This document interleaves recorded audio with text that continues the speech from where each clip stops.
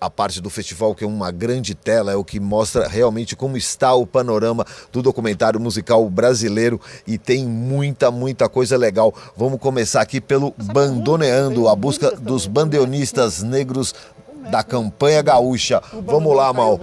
Então, esse filme foi dirigido pelo Diego Miller. Esse ano a gente tem uma característica, tem muito filme do Rio Grande do Sul, né? E tem também muito filme buscando o protagonismo dos negros em gêneros musicais que quase sempre foram atribuídos aos brancos, né? E isso é muito interessante, como nesse caso o Bandeon do Rio Grande do Sul, mas a gente vai passar aqui por outros filmes, e não só os que a gente escolheu, mas tinha muita coisa escrita também, né? Sim, Com essa linha, né?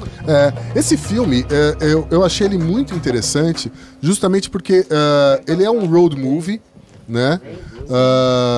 Onde o Diego Miller, ele efetivamente põe o pé na estrada e ele vai atrás de alguns personagens que se perderam na história da música gaúcha. Negros do interior que foram responsáveis não só por manter a tradição do bandoneon lá na música do Rio Grande do Sul, mas eles foram também os introdutores do instrumento lá dentro, né?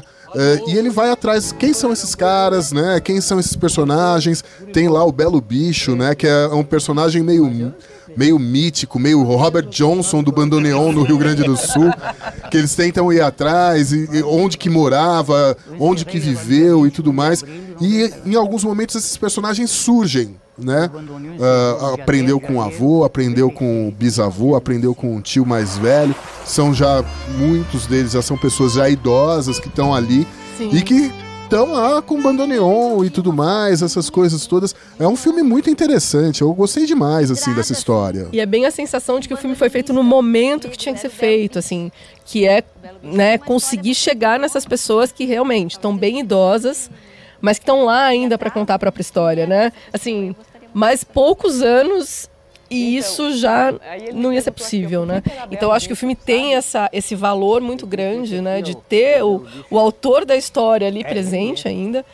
E essa ideia de pôr o pé na estrada é muito gostosa no filme. Eu acho que ficou muito bacana. Bater de porta em porta, onde mora fulano. Você viaja junto com o diretor mesmo, né? Então, quer dizer, as descobertas que ele vai fazendo são as descobertas que a gente também vai recebendo pelo filme, né? Então, pode ser que ele encontre, pode ser que ele não encontre. Isso faz parte do filme, né? Esse processo faz parte. Sem falar no insólito, né? Da pessoa pensar nesse tema para fazer um filme, que é uma coisa genial, que eu jamais imaginaria que existisse isso. E a importância cultural que tem isso.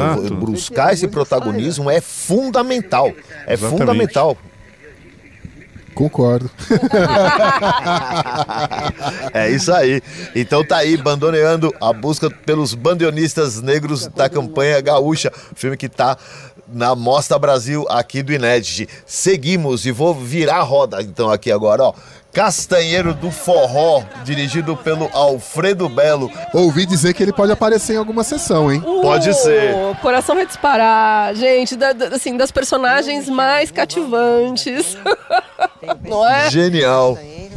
Que delícia, assim, e uma história tão inusitada também, né? Eu achei, assim, porque ele é um músico de forró, né? Que toca zabumba e que, assim, e que gravou muitos discos e que fez parcerias incríveis, e você vai acompanhando um pouco ali do cotidiano dele, né? Trabalhando como garçom muito tempo e com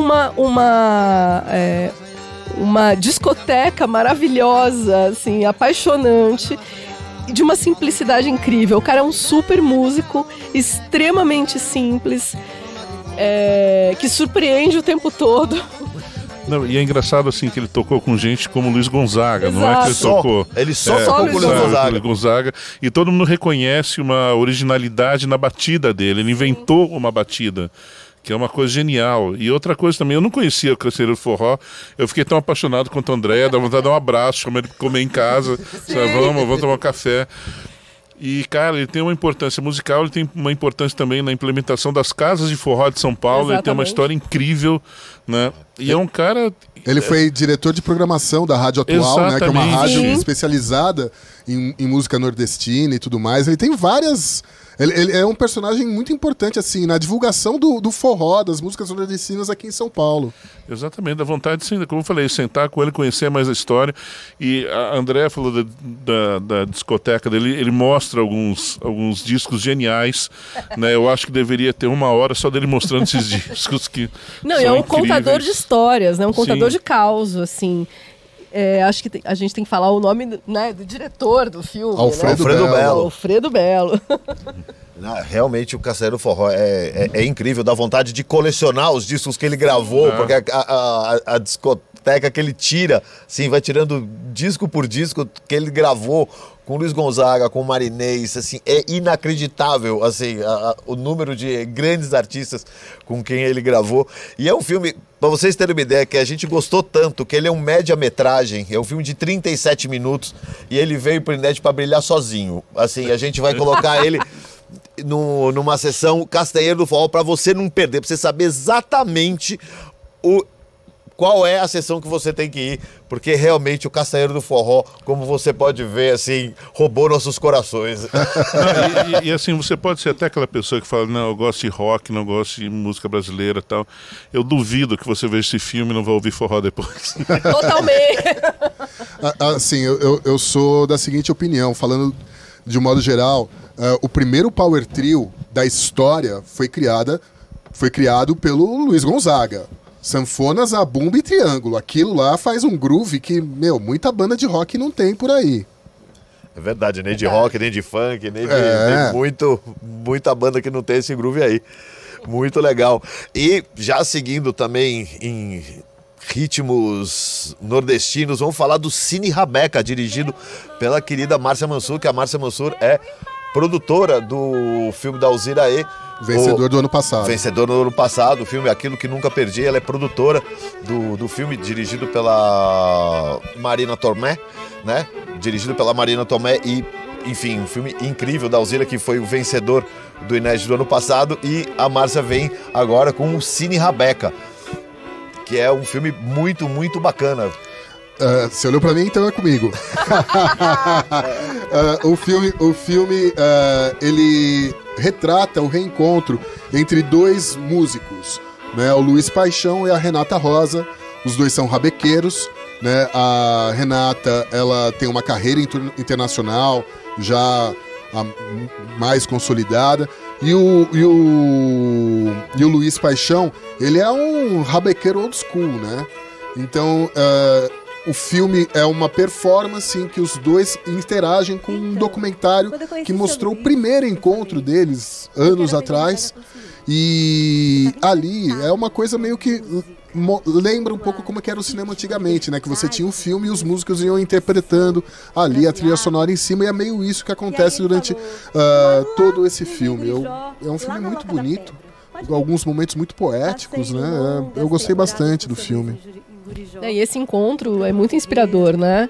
De dois rabequeiros, assim, ele me parece que é um pouco mestre dela também, de certa forma, né? Assim, então tem um pouco essa relação de quem aprendeu, e ela também vem de uma outra escola, e de repente o encontro dos dois resulta num filme que realmente tem essa poesia e não deixa de ser uma homenagem muito bonita para ele, né? Para o trabalho dele, assim. E tem esse encontro geracional, que eu gosto muito desse encontro geracional, né? Assim, tem toda a tradição de quem fazia seu próprio instrumento e tal, e tem o contraponto da menina que viaja o mundo inteiro tocando esse instrumento, sabe? Esse encontro dos dois é realmente muito bacana. Eu acho um filme bem, bem legal. Enfim, vale muito, muito a pena também, como todos os que a gente já falou, né? Mas é um filme muito bacana de se ver, assim, para entender essa questão da Rabeca e também entender essa confluência de gerações, né, Zé?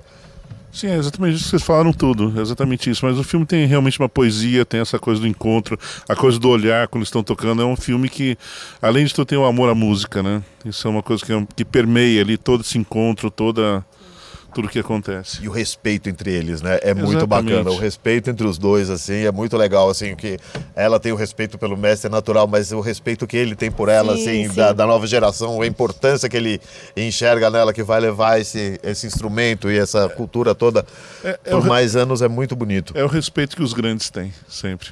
Sim, verdade. basicamente, é verdade. E falando em grandes, vamos lá. Ivo Perlman, a Music Storyteller, dirigido pelo Leonel Costa, que traz a vida, né, e a obra do saxofonista Ivo Perlman, saxofonista brasileiro. Vamos lá, Mal. Pois é, o Ivo, ele é muito mais conhecido fora do Brasil do que aqui, né? Ele já tá, acho que desde os anos 90, mais ou menos, morando nos Estados Unidos, entre Nova York e Los Angeles. E o que me conquistou no filme é logo na primeira cena, assim, onde ele fala que uma das primeiras lembranças sonoras dele era o canto dos pássaros, né? E especificamente do Irapuru.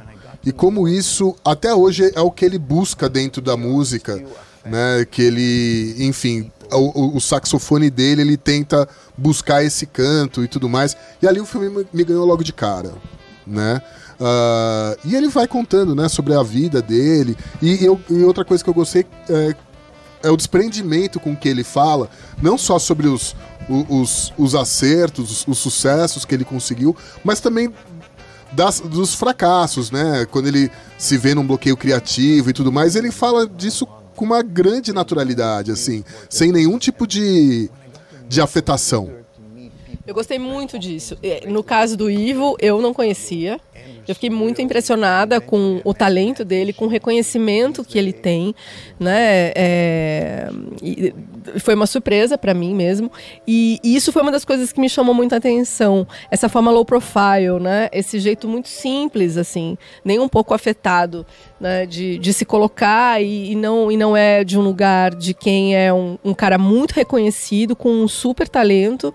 É de um musicista, um músico absolutamente apaixonado pela música e que vai lidando com esses percalços e que tem um monte de resultados extremamente positivos e bons, mas que também, como qualquer pessoa normal, enfrenta bloqueios e dificuldades e tudo mais, né? Eu achei que é um filme nesse lugar também. Eu achei que é um filme bastante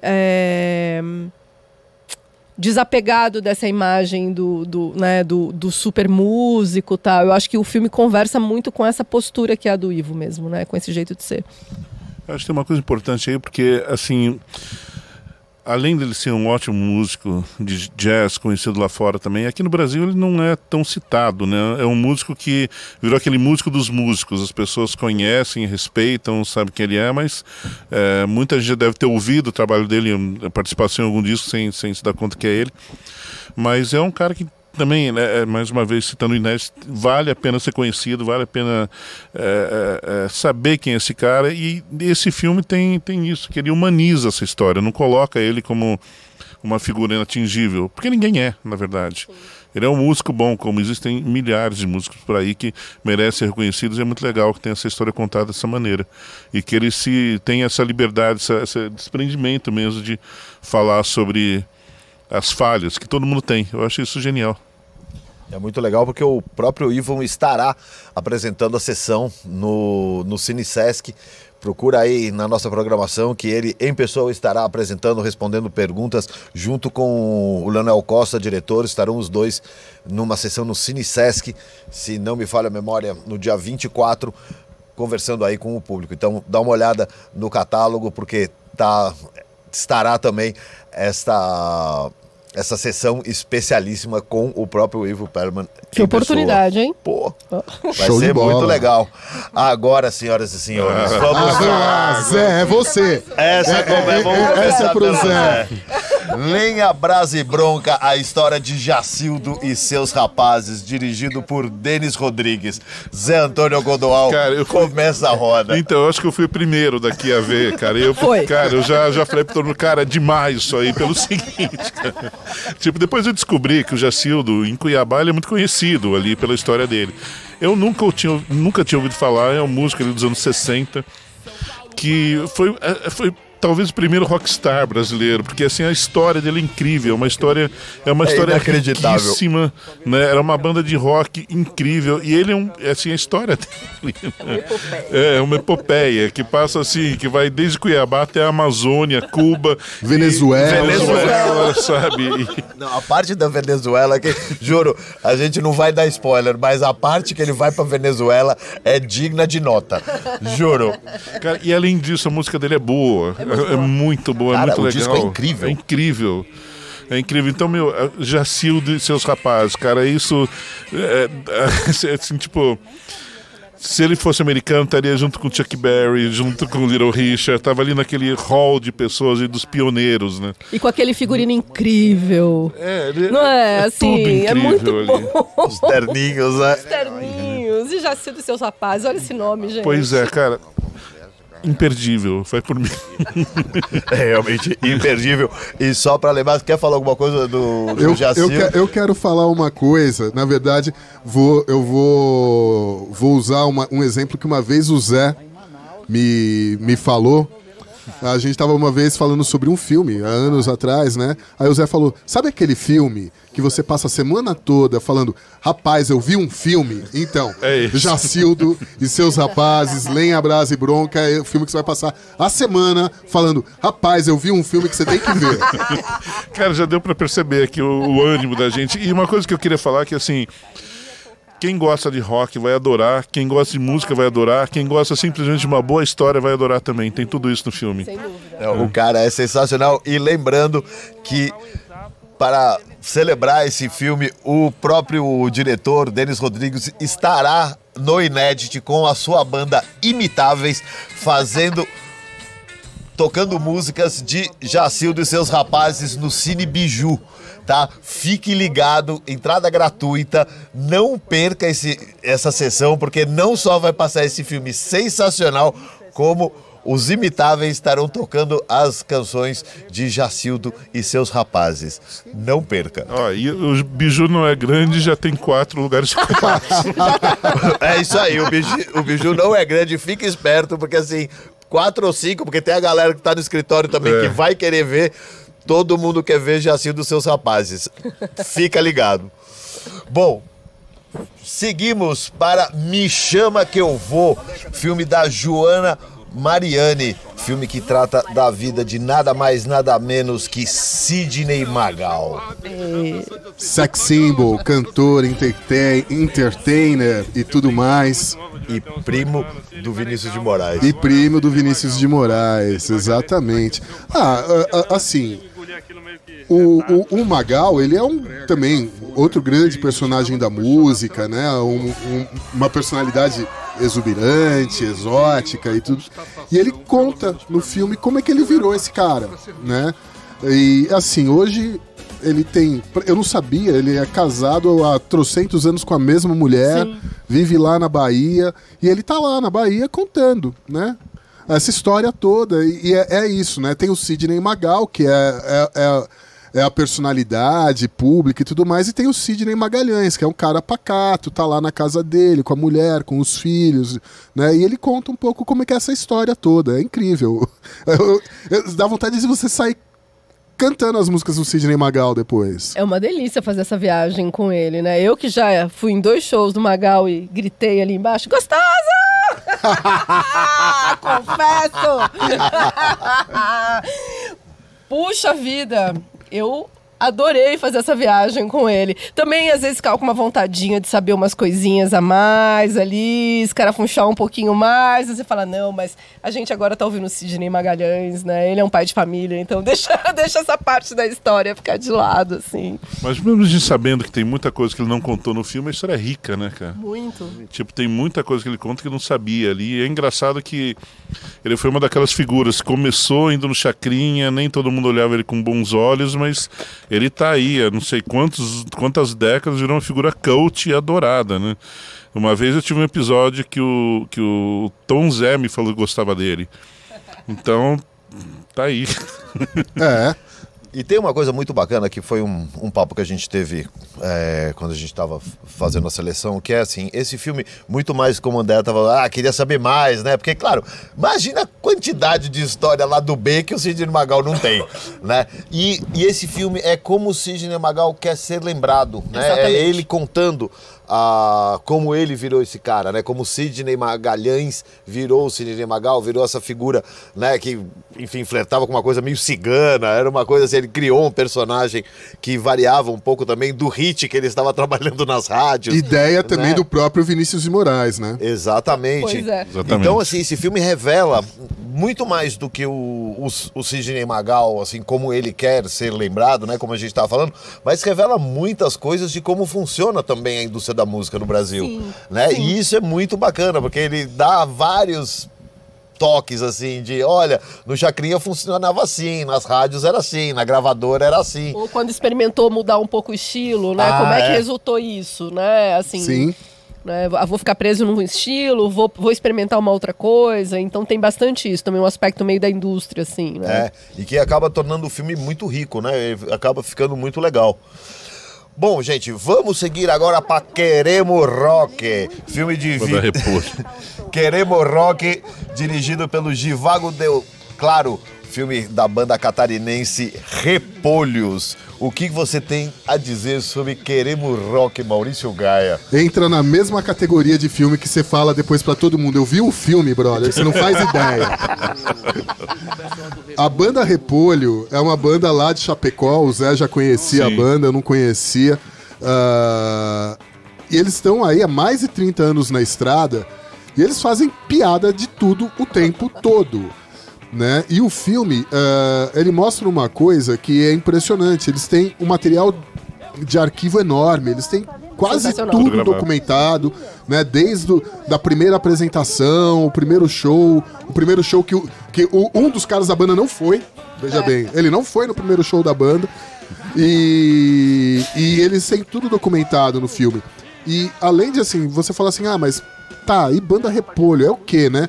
A banda Repolho você pode nunca ter ouvido falar, mas eles têm alguns fãs, assim, improváveis.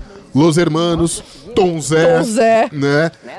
O Júpiter Maçã, o pessoal lá do Rio Grande do Sul, tudo trabalhou com eles, é fã deles e tudo mais. É uma banda improvável, né? Até porque eles fazem piada de tudo o tempo todo. E mistura performance, não vamos esquecer das performances maravilhosas. Sim. Tem um videoclipe no final que é maravilhoso, imperdível. Tem que ver até o último minuto do filme, porque a música que encerra é demais, assim. Então, eu conheci a banda, na verdade, a banda tá meio parada, eu não sei se era alguma coisa paralela, mas eles tinham um projeto Irmãos Panzaroto, acho que é isso. Panaroto, que eu gravei com eles na época da MTV ainda. Depois conheci a banda Repolho, e uma coisa que é muito legal nesse filme é que você olha aquilo, dá a impressão que os caras estão atuando, dá a impressão que é uma coisa que eles estão forçando para ser daquele jeito, e não é. Eles são daquele jeito na vida. Naquilo que você vai ver no filme, eles são o tempo inteiro tirando sarro, brincando. Eu lembro que eles brincavam entre eles, com câmera, com produção, com todo mundo. Eles eram assim, tipo... Chega uma hora que todo mundo fala, que porra é essa? É a Repolho. É a banda Repolho. Eles vivem aquilo, cara. É muito honesto aquilo que a gente vê no filme ali. E localmente eles são um fenômeno, né? Os caras são muito reconhecidos de Chapecó. E vale comentar o momento em que eles fazem o primeiro show que é televisionado em Chapecó, né? Sim. A entrevista é ótima. A entrevista é ótima. É a primeira vez que eles percebem, então, que está faltando um performer que represente, né? Que sintetize o que é o conceito do Repolho e leva um amigo pro palco. Realmente. Não, o amigo é digno de nota, viu? E que a mãe fala, não é meu filho. Na televisão, seu filho não é meu filho não. Não é meu filho não. E tem outra história, né? Por que a banda se chama Repolho? Que é incrível. Existia uma banda em Chapecó chamada As Faces. Então, pra diferenciar das faces, era Repolho. Claro, evidente. Olha, só uma coisa, você é o rei do spoiler aqui, né? Você deu todos os spoilers hoje. Mas essa ele conta logo no começo do filme, eu não tô contando o final. Vocês querem saber o que vai acontecer no final do This Is Us? Conversem comigo. Não, por favor. Bom, seguimos aqui para o último longa-metragem da Mostra Brasil, que é o Tambores da Diáspora, dirigido pelo João Nascimento. Vamos lá. Pra você? Vou eu, né? Você olhou pra mim, né? Comigo, né? Eu dei uma volta aqui, a galera se animou. Ninguém quis pegar. Eu dei uma volta, você animou. Bom, Tambores da Diáspora, né? O filme, ele conta meio a história, a trajetória de um instrumento dentro da música brasileira, que é o tambor, né? É um instrumento que tem suas origens lá na África, né? Veio para cá e aqui ele se incorporou na música brasileira de diversas formas, diversas maneiras. E o filme, ele é uma investigação, às vezes antropológica também, né, sobre como que esse tambor tá aí, como que ele atravessou séculos e séculos, né? E hoje a gente já fala em tecnologia, hoje a gente já fala, né, em eletrônica, e também tem a parte da tradição, como que isso se conversa nos dias de hoje. É um filme não só para quem é músico, né? Não só para quem se interessa por música, mas também é um filme para quem se interessa sobre um pouco da história, da tradição brasileira e essas conexões com outros lugares. E eu gostei muito do filme porque, primeiro, coloca um instrumento como personagem, né? Eu acho bem interessante. Traz um panorama que eu achei muito rico, assim, desse instrumento que é tão presente, tão importante na música, né, e especialmente na música brasileira. E isso que você falou, né, da gente também de explorar uma riqueza muito grande na forma de utilização desse tambor, né? E também tem um aspecto que me interessou bastante, que é um aspecto um tanto quanto pedagógico até do tambor, né? Então ali, por exemplo, com esse filme eu acabei sabendo coisas que para mim não eram conhecidas, eu que não sou música, né? Eu não sou musicista, de utilização do instrumento mesmo, de como ele funciona. Então eu achei muito rico, assim, achei o filme muito interessante. Sem falar que muitos músicos utilizam tambor, utilizam vários instrumentos, né, na música sem pensar na origem, sem pensar em toda a história, sem pensar em tudo que isso traz, né? Eu acho que isso é a coisa mais legal do filme, né? Eu acho que agora tá acontecendo um pouquinho mais, né, das pessoas pensarem de onde está vindo essa batida, esse ritmo, esse instrumento, como ele é utilizado, qual a importância dele, por que eu estou usando. E eu acho que são algumas questões que o filme acaba colocando ali que eu acho bem legais. Muito legal, e esses foram os longa-metragens do Inédit Brasil, dessa 14ª edição do festival. Agora nós vamos começar a falar sobre os curtas, que temos aqui 11 curtas-metragens que foram selecionados para essa edição, e nós vamos começar pela Orquestra das Diretas, dirigido pelo Cauê Nunes, filme de 2022. Andréa, esse é com você. Campinas. Campinas. Então, mais um dos filmes da nossa série, que são filmes que tratam de um evento, de uma situação passada e que representa exatamente o momento que a gente vive, né? Orquestra das Diretas é um filme que conta a participação da Orquestra Sinfônica de Campinas durante a época das Diretas Já, né? E ali, sob a batuta do Benito Juarez, a orquestra, os músicos democraticamente escolheram participar, né, dos comícios e de toda a parte ligada à campanha das Diretas Já. E o filme vai voltar até a orquestra e conversar com esses músicos que estavam lá, que se envolveram. É um filme que tem bastante material de arquivo e que eu acho que tem uma importância, especialmente porque hoje a gente está vivendo um momento que infelizmente, conversa tanto com aquela fase, né? E de repente você fala, puxa, a gente está aqui de novo. Então, eu acho que acaba sendo uma história que eu não sabia, não conhecia, né? Não sabia como o envolvimento da Orquestra Sinfônica de Campinas tinha se dado. Traz o Benito Juarez, né? Que é um maestro tão importante assim na história da música erudita brasileira. E eu espero que a gente não precise conclamar a Orquestra Sinfônica de Campinas mais uma vez para ir para as ruas com a gente tocar, né? Ou até talvez conclamar, porque a gente está numa época bizarra que eu não sou muito nacionalista não, mas todos os símbolos nacionais foram sequestrados, né? Hoje em dia, você usar uma camiseta de seleção ou sair de verde e amarelo, hoje em dia na rua não é muito adequado, né? E ali foi um momento em que o hino foi uma coisa que pontuou a nossa história, né? Então, nessa época que sequestram todos os bens brasileiros, toda a cultura brasileira, é bonito até ver isso. Não, e é interessante que foi acho que a última vez que eu me lembro de ter me emocionado com o hino brasileiro. Eu também. Me emocionei muito Talvez no a filme. única. Sim, sim. É que eu ainda sou de uma geração que você era obrigado a cantar o hino antes de Eu também. ir para a escola. Assistir a bandeira e cantar o hino. Um braço de distância. Então, exatamente. Ali foi a primeira vez que eu senti que o hino não era aquilo, não era uma propriedade de ditadores, nem de fascistas, nem de ninguém. Era uma coisa do povo, né? Essa parte do cantar na escola eu pulei porque eu tenho 23 anos na balada. Estamos sabendo, Maurício, estamos sabendo. Não, concordo plenamente com vocês. Acho que é um filme que, como a Andrea falou, dialoga com os tempos atuais, né? Infelizmente. Infelizmente. Não, eu acho que aí é um grande problema do Brasil. O problema não é que o filme ele é atual, os problemas continuam sendo os mesmos. Exatamente.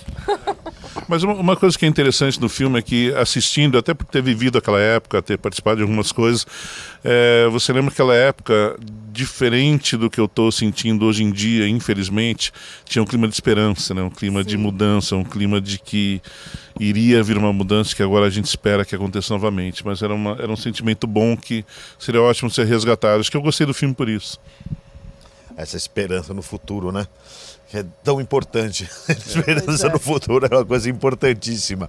Bom, seguimos para o seguinte, que é As Canções de Amor de uma Bicha Velha, dirigido por André Sandino Costa. Vamos lá. Bom, um filme, um curta-metragem, ele fala sobre um personagem, um cantor, um artista lá no Rio de Janeiro, o Márcio Januário, e ele está ali, né, se preparando para uma apresentação, ensaiando em casa. Você vê que é uma casa humilde, simples, né, ali com alvenaria à mostra, sem acabamento e tudo mais. E, ao mesmo tempo, ele faz uma reflexão sobre a condição que ele tem, né? Um homem de terceira idade, preto, gay, né? E como que isso, né? Como que esse personagem que foge, né, do que a gente tem como padrão desejável no Brasil, né? Onde é um mundo branco, hétero, né? E jovem, sim, né? Exatamente, era essa palavra, roubou da minha boca essa palavra. E como que ele se insere dentro da sociedade, enfim. É um filme bonito, sim, né? Que leva a gente a uma série de reflexões com relação a essas questões, né? Que envolve o racismo, que envolve a homofobia e que envolve assim, o passar do tempo, porque é isso. A tendência de todo jovem é ficar velho. Sim. Né? E acho que o filme faz isso de uma forma muito humana, assim. É um filme que tem uma delicadeza muito grande, é muito intimista, então, né, essa câmera está dentro da casa com ele, com os outros músicos que acompanham ele ali nos ensaios. E a sensação que eu tenho, assim, não é uma câmera que observa distante, te coloca junto, né? Então, as reflexões dele, né? né, uma coisa de um espelho presente o tempo todo, né, que eu acho que é muito simbólico assim, de tudo que o filme traz. Eu acho que resulta num filme que é um filme simples e muito bonito. Assim, né? Eu acho que tem uma complexidade humana no filme que acaba... pelo menos me atravessou muito. Assim. E é melancólico, né? Acho que essa é a palavra que define esse filme, né? Melancolia. Né? Mas é impossível a gente não ficar indiferente também. Né? Porque, sei lá, agora... citando uma coisa que não tem nada a ver com aquela realidade que o filme, mas tem uma música do Pope, que é Help the Aged, que é muito legal, que ele fala: respeite os mais velhos porque eles foram iguais a você, eles foram pra balada, eles tiraram cola, eles se divertiram. E é uma coisa que não existe, né? Tipo, esse questionamento sobre racismo, sobre etarismo, sobre homofobia, é coisa que não deveria existir, não deveria nem ser discutido, né? E a gente continua E a nesse gente mesmo continua buraco. nesse mesmo buraco. Não, e é um reme-reme, mano, que ninguém sai do lugar, que é uma coisa horrível, sabe? Assim, realmente tava na hora, assim, da gente começar a sair do lugar, né? E essas canções de amor de uma bicha velha traz, né? Toda essa melancolia que você fala também, mas tem uma força muito grande nesse depoimento, né? Sim. Muito grande, assim, ele leva a gente a muitas reflexões, né? E isso eu acho bem legal. Ele existe, está presente, ele é. Né? Exatamente. Tá ali. E como a gente separa as coisas, né? Como a sociedade separa, que você... Por exemplo, eu amo Caetano, ninguém olha pro Caetano como um velho, sabe? Nem olha pro, sei lá, Mick Jagger, pro McCartney como velhos. São artistas. E aqui no Brasil ainda, principalmente uma parcela que não é tão grande, tão conhecida, sofre muito com isso. O cara tá velho pra ir no palco, o cara é gay, ou seja lá o que for. É terrível isso.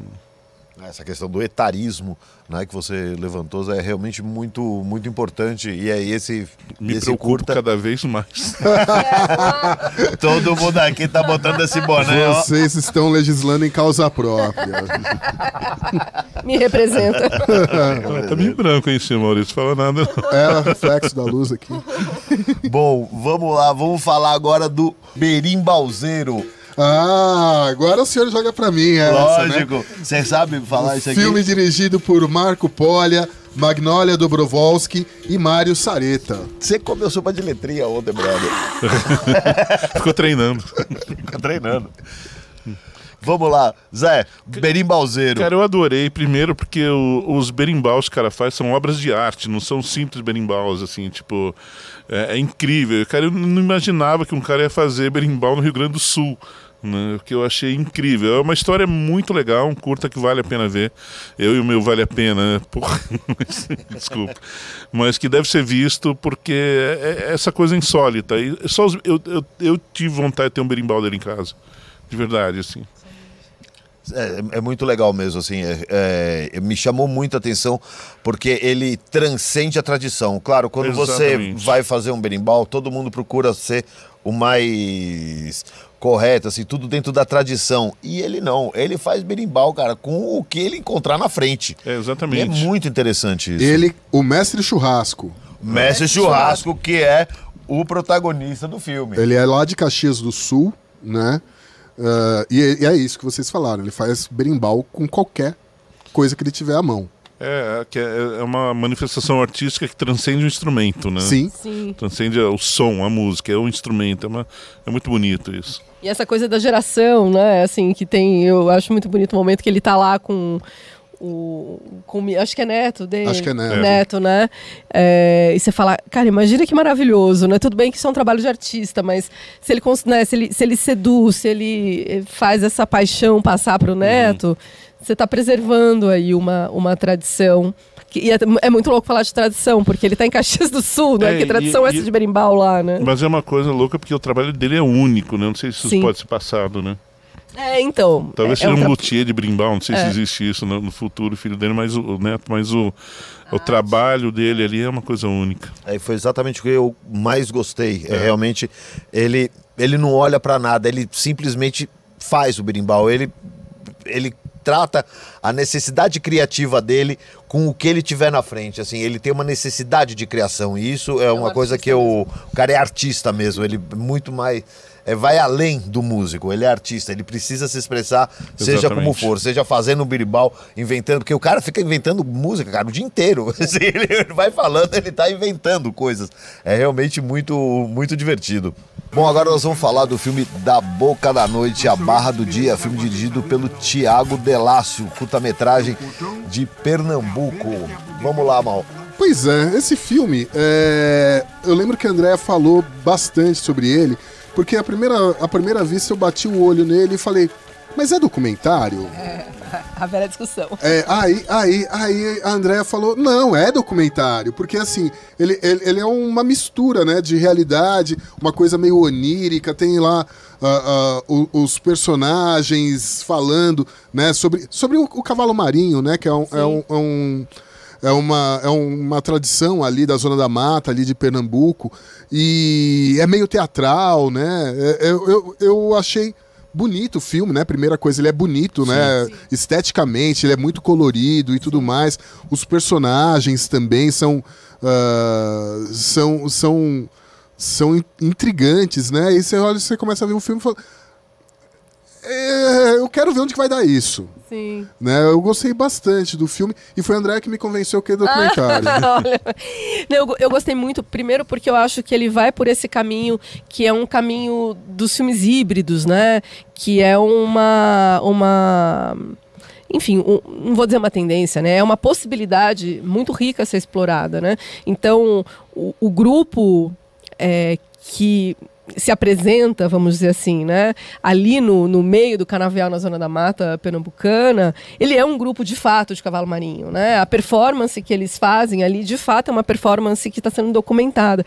E para trazer um universo mais onírico, e que eu acho que é uma grande sacada e um aspecto bem diferente numa forma de retratar cultura popular, eles partem de uma personagem que tem um sonho, né? E através desse sonho que ela vai contando é que vai se construindo todo esse universo tão onírico, assim, ali no meio, né, de um canavial, com cenas noturnas e com algo que realmente é muito... Para mim foi muito surpreendente a forma deles falarem de uma cultura popular como o cavalo marinho, né? Então, nossa, meus olhos brilharam muito, assim, eu fiquei muito feliz quando eu vi o filme, né? E sim, é um documentário híbrido, né, que flerta com um pouco de construção ficcional, mas que ainda assim permanece como um filme documental, né? Até porque é isso, né? O cavalo marinho é isso. É, né? isso, exatamente. É isso. Por isso que eu acho que foi uma sacada tão bacana, né? Assim, eles trouxeram um elemento da cultura para contar essa história. E você, de fato, mergulha. Parece que fica até mais fácil de você entender do que se trata, né? O cavalo marinho. Mas eu, assim como o Maurício, também só tive essa percepção depois dessa explicação dela. Então aproveita a explicação do André. Eu como fui o último a ver o filme, eu já vim... Não, eu já estava convencido. Não, beleza, galera. É documentário. É documentário. É documentário. Vamos aí. Mas realmente, eu vendo o filme, eu entendi o que vocês falavam, né? Realmente é uma coisa que vem meio que de um sonho, uma coisa, enfim, mais delicada e tal. E realmente é de uma beleza enorme, assim, é muito bem filmado, a fotografia é ótima, muito colorido e tal. Eu quero até ver na tela grande. Isso vai ser bem legal. E uma coisa curiosa, que se você ver assim, o Mangue Beach depois, você vai reconhecer alguns elementos lá também, né? É verdade, sim. totalmente. É verdade. Pode crer, é verdade. Ó, dobradinha de filme, hein?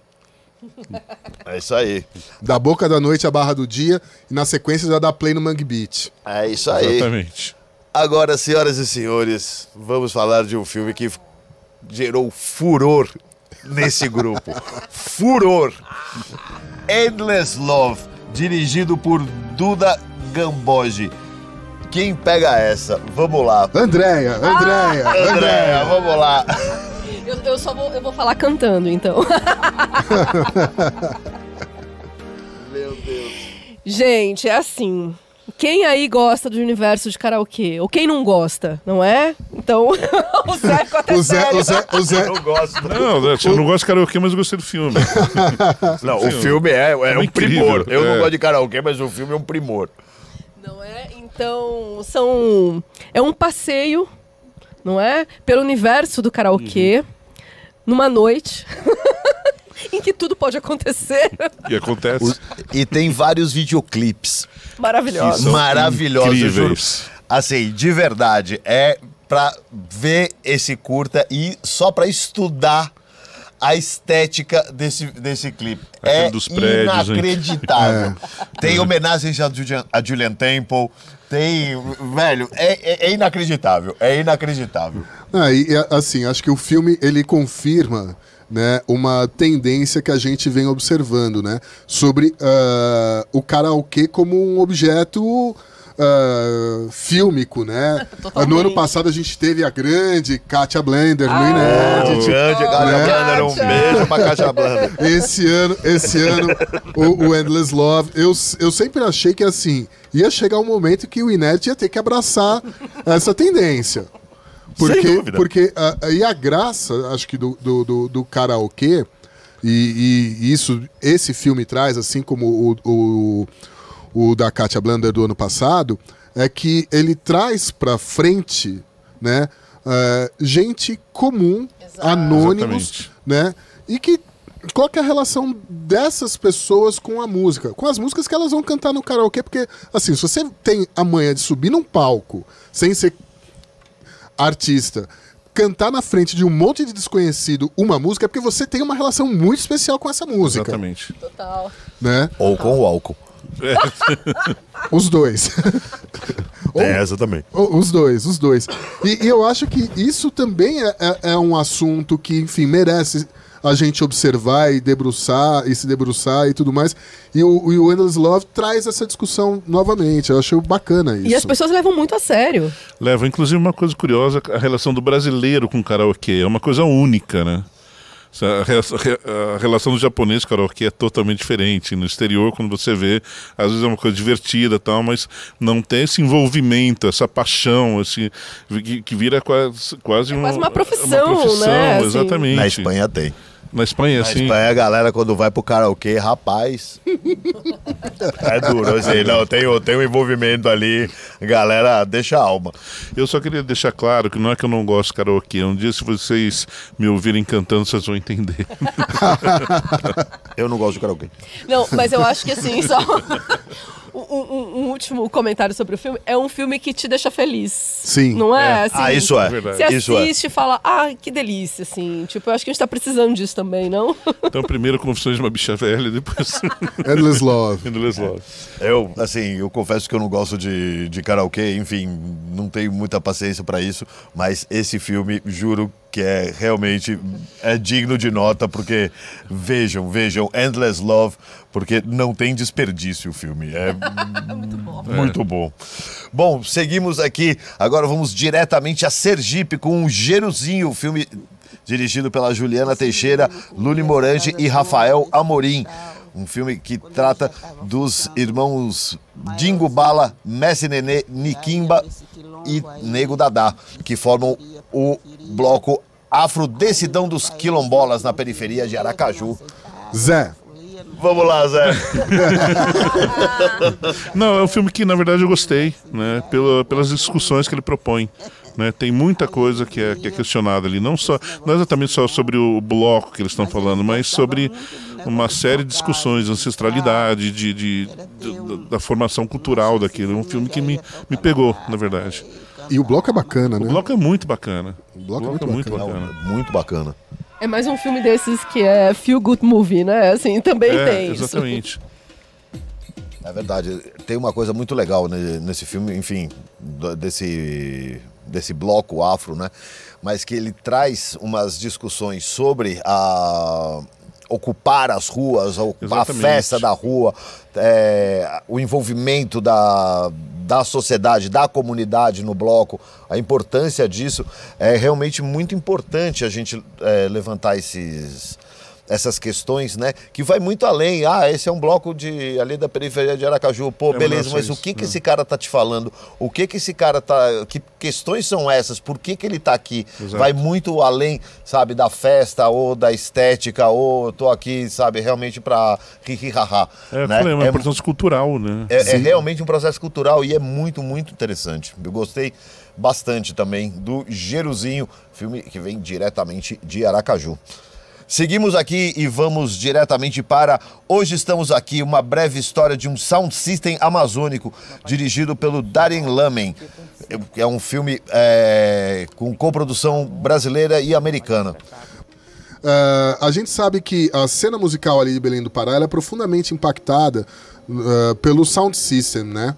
E aí a gente tem o Milton Almeida do Nascimento, né, que tem a sua história contada nesse filme, não só por seus filhos, né, por parentes e tudo mais. Ele é um dos pioneiros na construção da aparelhagem, né, que é o negócio ali que é fundamental dentro dessa história toda da música paraense dos últimos anos. É a versão paraense do sound system, né? Só que muito mais elaborado. Exatamente. E ali, assim, tem a parte do contar a história e tudo mais, e tem a parte meio nerd, né? Como é que você constrói? Aqui ele fez a caixa assim, aqui é esse falante que ele coloca, né? E ele vai contando essa história toda e como essa passagem, né? Tipo, o Milton ele já morreu, né? E como os filhos tentam manter, né, a lembrança, a memória do trabalho do pai. Mas isso que você chama de parte nerd, eu acabei vendo como uma coisa de amor e de admiração pelo trabalho do pai ali, né? Que realmente é uma coisa muito bonita, né? Do jeito que a dedicação que ele tem de criar tudo aquilo. Então, eu acabei achando até meio emocionante essa reverência dos filhos com o trabalho do pai. Sim, não, eu também. E eu acho que é uma manifestação muito, muito própria daquela região, né? E acho que o filme também acaba tendo essa importância, né? De trazer uma forma que é uma forma emocionante, bonita, mas que também de trazer uma explicação, né? Um porquê das coisas acontecem assim. E para mim foi bem interessante, assim, sabe? De conhecer um pouquinho mais, de ter essa família que está envolvida por conta disso, né, em torno da música. Seguimos na região norte do Brasil e vamos direto para Passar uma Chuva, filme dirigido por Aron Miranda e Cassandra Oliveira. Vamos lá, grande filme, assim, um curta lindo sobre o violonista Nonato Leal. O que dizer de um homem que, assim, já ali, né, perto dos seus 90 anos, se emociona com a vitória, com o título conquistado pelo seu time de futebol, ganhou ali a Série B, toma uns goró e resolve fazer uma música para esse momento. Você vai dizer, esse homem sabe viver. É para morrer de amor. Esse homem é Nonato Leal, ele é um violonista lá de Amapá, lá de Macapá, ou do Amapá, ele é um violonista lá do Amapá, e ele resolve ir passar uma chuva, quer dizer, uma temporada, né, em outro lugar. Só que essa chuva aí tá há quase 7 décadas, né? Ele continua morando. É Manaus ou é em Belém que ele tá morando? Agora eu não me lembro. Bom, ele. Aqueles assim, alguém vai salvar.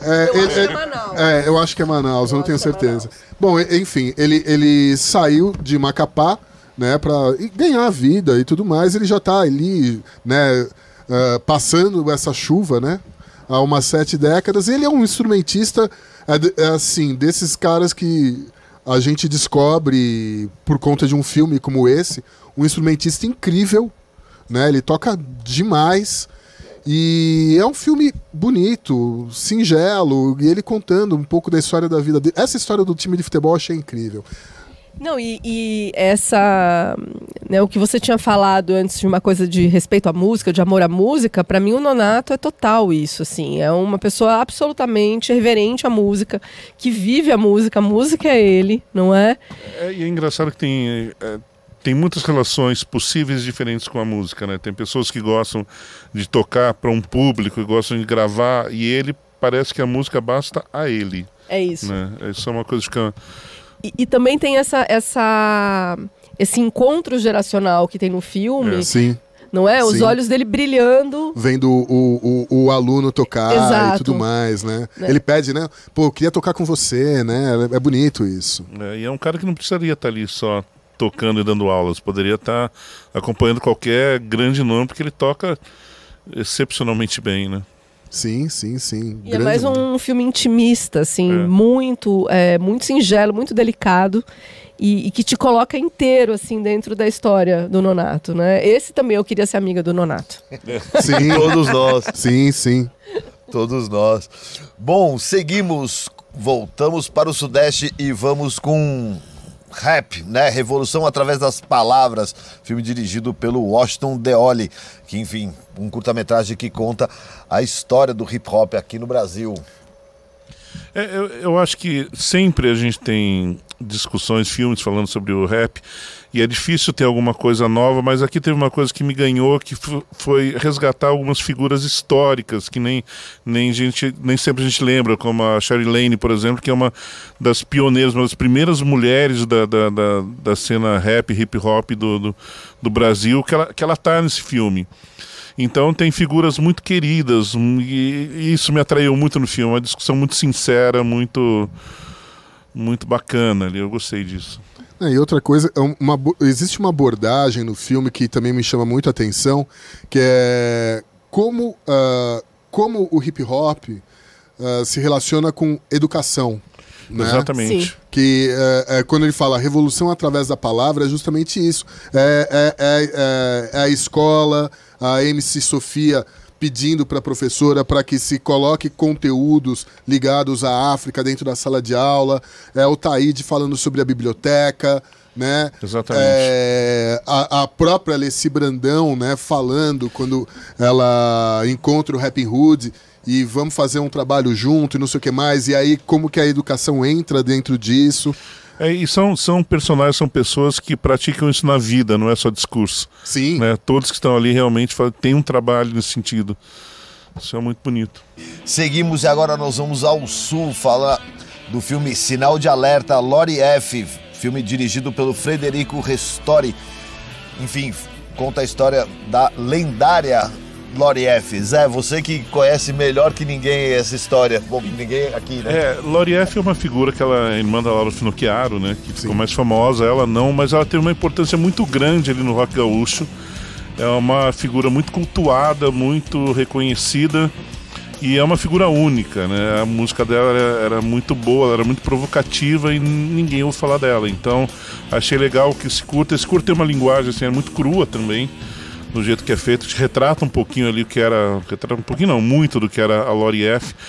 Mas tem muito material em VHS. Então exatamente. Porque é engraçado, assim, muita gente importante não teve nada documentado naquela época. Eu acho até surpreendente que esse material em VHS exista.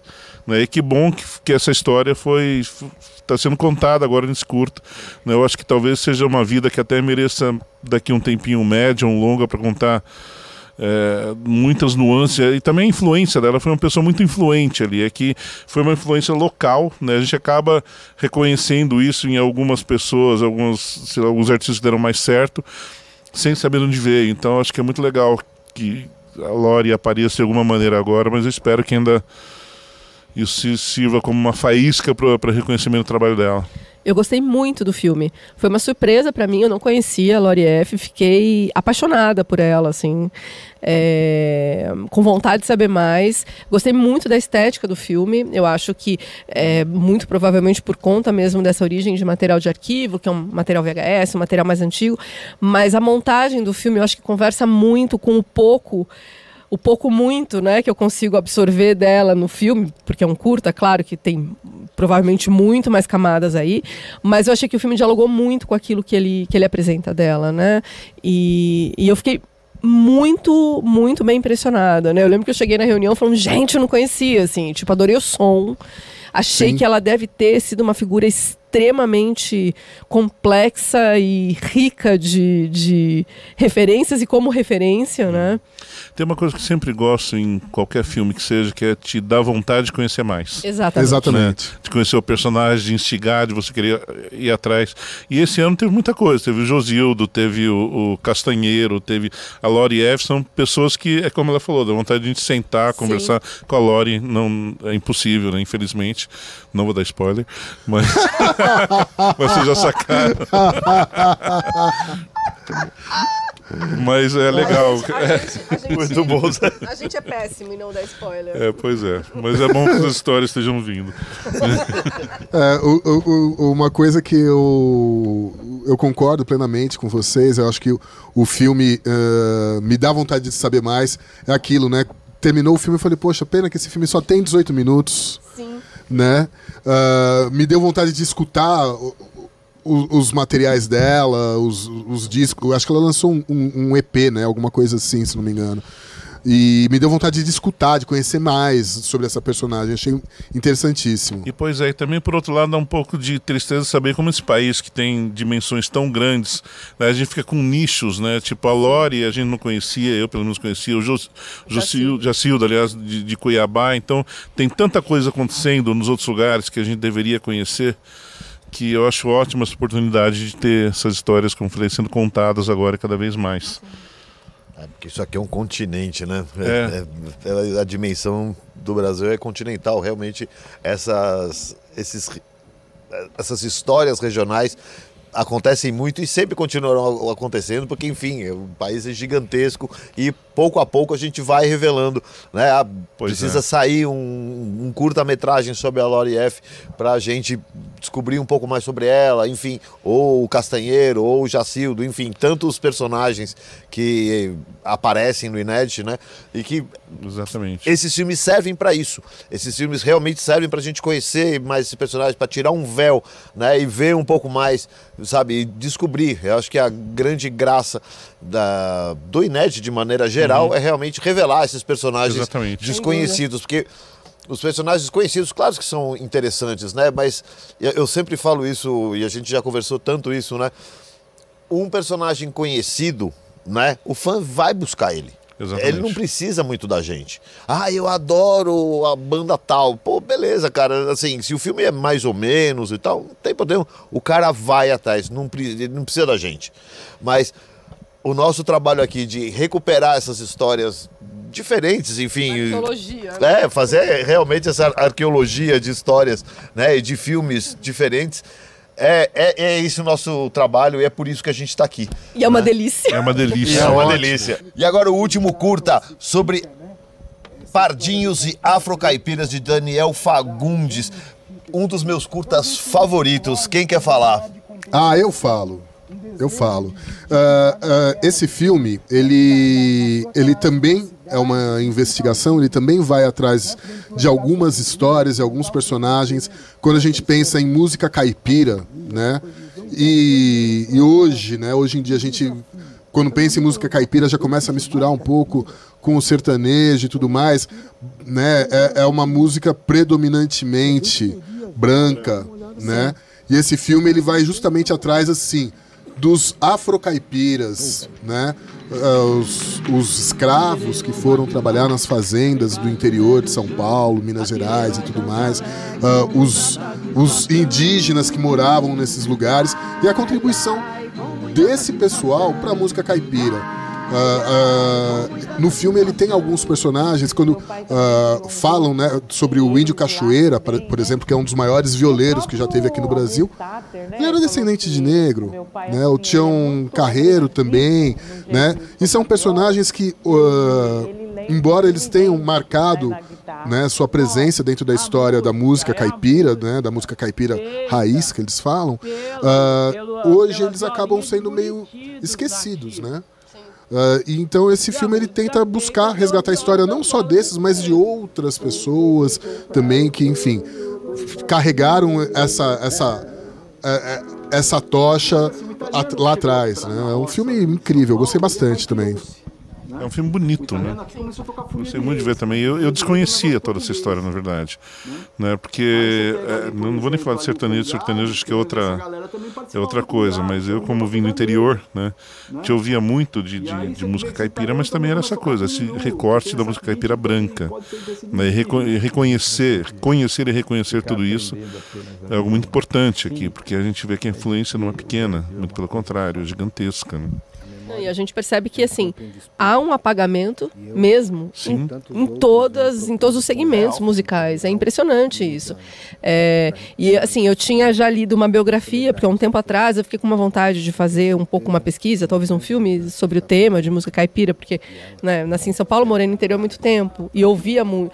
Tião Carreiro eu ouvia, mas fui entender depois, né, inclusive lendo, que é isso. Mesmo aquilo que eu via que era música caipira de raiz, era música caipira de raiz branca. Né? E não tinha ideia, assim, da quantidade de gente talentosa, de influência. E você fala, gente, isso é o quê? Um apagamento mesmo, sistemático, assim. É muito impressionante. Descarado. Sim, sim. E é engraçado, assim, por exemplo, a história do Índio Cachoeiro eu conheci um pouquinho, porque o Ricardo Vinhini, que é um dos entrevistados do filme, né? Eu já tive a oportunidade de conversar com ele, de entrevistá-lo, e ele, no final da vida do Índio Cachoeira, ele fazia show com o Índio Cachoeira, né? Levou ele para tocar nos Estados Unidos, essas coisas todas. E ele fala, e o Vinhini, ele fala, bicho, vocês acham que eu toco viola, vocês nunca viram o Cachoeira tocar. Ele ainda falava, Índio Cachoeira foi um dos caras mais loucos que eu já vi na minha vida. Né? Louco mesmo. Rockstar não, ele era mais, bicho. Todos os excessos ele fazia 20% a mais. E é uma coisa maluca, né? Que todo mundo gosta das histórias do rock, por exemplo, né? Tipo, que Jimmy Page fez ali, ou sei lá, o Keith Richards, o Keith Moon. Mas a verdade é que essas histórias são muito ricas, né? E é engraçado pensar nisso. Estava pensando aqui o quanto a gente consome música sem pesquisar, sem entender, né? Principalmente essas músicas que eram encaradas de uma forma mais popular, que tocavam nas rádios. É simplesmente consumir, até gostar, comprar disco, mas sem entender tudo isso, né? É a importância, né, da pesquisa, de você aprofundar, né? Entender de onde vem aquilo, né? De fazer essa pesquisa, né? E assim, de alguma maneira você também fazer parte dessa história, você trazer da onde vem, que influências tem e tudo isso. Eu tenho um amigo francês que ele sempre me dizia, Alite, disco de jazz sem informação é só barulho. Se você não tem quem são os músicos, em que ano foi gravado e qual as condições dessa gravação, é só entretenimento, não é música. Uma vez eu escutei uma frase bem... muito bom, né? Uma frase bem parecida de um cara, acho que você deve conhecer o Edu Pampani. Sim. Né? Uma vez eu conversando com ele, ele falou, o Edu ele tem uma discoteca pública em Belo Horizonte. E uma vez ele falou justamente isso, música sem informação é entretenimento. Música com informação é cultura. E é isso que a gente dá aqui para vocês. O INET traz música e traz cultura, traz informação para que o seu entretenimento passe a ser cultura. E é isso que a gente faz aqui. Então, esses são os filmes brasileiros que a gente selecionou para vocês. Enfim, trabalhar com essa gente é realmente uma delícia, porque assim, as nossas conversas são quase intermináveis. A gente pode ficar aqui horas e horas e horas conversando, falando de filmes, de música, de experiências, de histórias engraçadas. Enfim, cada vez que a gente se junta, alguma coisa aparece, alguma piada interna aparece a piada da piada anterior, né? E realmente tem muita coisa bacana pra gente mostrar pra vocês, não só esse ano, mas enfim, a gente tá aí todos os anos numa batalha para trazer sempre os melhores documentários musicais pra vocês. Considerações finais, minha gente? Vejam filmes, vejam documentários musicais, vão no cinema, vejam no celular, vejam no tablet, no seu computador. Inert Brasil. Não percam! E só corroborando ali que a Alice estava falando agora há pouco, não é só entender a música, não é só entender da banda, é ter um entendimento da nossa história e ter um entendimento do que a gente vive, do que vem por aí, do que aconteceu. Parece meio nerd isso aqui que eu tô falando, mas não é, é verdade. E eu acho que na hora que a gente começa a fazer isso é um prazer enorme, né, ter tudo isso. Além das piadas, é claro. Não, e é fundamental a gente entender o movimento, o momento que a gente vive, olhando para trás, né? E para poder entender o que vem na frente, olhar para trás é fundamental. A quantidade de vezes aqui que a gente mencionou hoje, né? De filmes que, aconteceu em tal lugar, mas reflete exatamente o momento que estamos vivendo, reflete o momento que estamos vivendo, que o momento... É isso, sabe? Assim, é realmente entender a circunstância das coisas para a gente entender o nosso presente e poder preparar um futuro melhor. É disso que se trata, né? Então, é sobre isso. É sobre isso que a gente está aqui. E só fazer uma declaração de amor pro Inédit aqui, porque é engraçado, porque eu lembro até hoje o dia que o Alice me ligou e falou, vamos tomar uma cerveja no Genésio, né? E eu fui assim, meio de dedos cruzados, tomara que ele me chame para fazer alguma coisa ali, né? E tô aqui, e eu tinha um sentimento que todas as vezes que eu falo de Inédit para alguém, eu ouço exatamente o mesmo comentário. Porra, Inédit, festival mais legal que acontece. E eu acho que é. Culpa dele. Bom, culpa de todos vocês que aparecem nas salas, que nos ajudam a escolher os filmes, que inscrevem os filmes, que, enfim, falam da gente, que replicam as nossas redes sociais. Muitíssimo obrigado. É para isso que a gente está aqui, para fazer da música muito mais do que um espetáculo, um entretenimento, para fazer cultura, que a gente está aqui para fazer cultura e para entender aonde a gente está pisando. Muito obrigado e até a próxima. Valeu! Aê! Aê, gente!